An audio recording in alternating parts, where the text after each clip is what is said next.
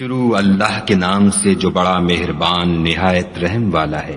ان فرشتوں کی قسم جو ڈوب کر کھینچ لیتے ہیں اور ان کی جو آسانی سے کھول دیتے ہیں اور ان کی جو تیرتے پھرتے ہیں، پھر لپک کر آگے بڑھتے ہیں، پھر دنیا کے کاموں کا انتظام کرتے ہیں کہ وہ دن آ کر رہے گا جس دن زمین کو بھونچال آئے گا، پھر اس کے پیچھے اور بھونچال آئے گا۔ اس دن لوگوں کے دل خائف ہو رہے ہوں گے اور آنکھیں جھکی ہوئی۔ کافر کہتے ہیں کیا ہم الٹے پاؤں پھر لوٹیں گے؟ بھلا جب ہم کھوکھلی ہڈیاں ہو جائیں گے تو پھر زندہ کیے جائیں گے؟ کہتے ہیں کہ یہ لوٹنا تو موجب زیاں ہے، وہ تو صرف ایک ڈانٹ ہوگی۔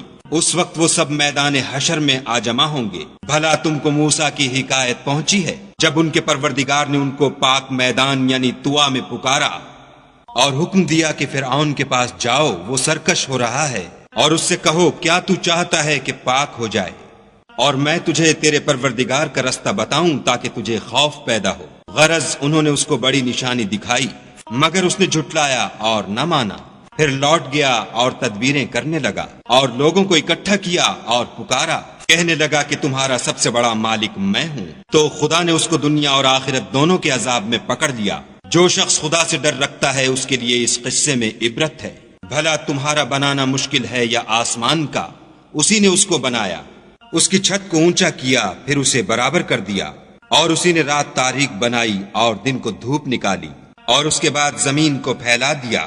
اسی نے اس میں سے اس کا پانی نکالا اور چارہ اگایا، اور اس پر پہاڑوں کا بوجھ رکھ دیا۔ یہ سب کچھ تمہارے اور تمہارے چار پایوں کے فائدے کے لیے کیا۔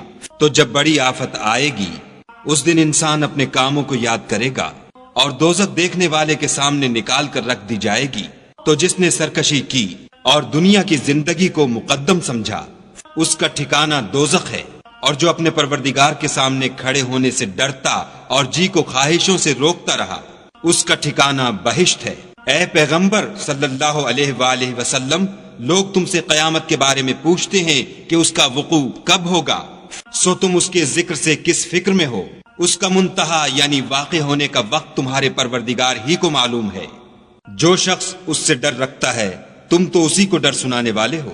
جب وہ اس کو دیکھیں گے تو ایسا خیال کریں گے کہ گویا دنیا میں صرف ایک شام یا صبح رہے تھے۔